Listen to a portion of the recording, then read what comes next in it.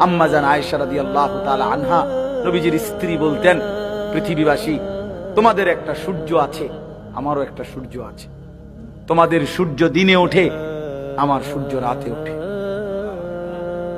আমার সূর্য রাতে ওঠে, তোমাদের সূর্য সকালে ওঠে।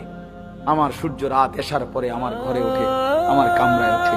সেই সূর্য আমার প্রিয় রাসূল, আমার স্বামী, আমার নবী সাল্লাল্লাহু আলাইহি ওয়াসাল্লাম। লানা শামসুন ওয়ালিল আফাক শামসুন ওয়া শামসি আফদালু মিন শামসিস সামাই।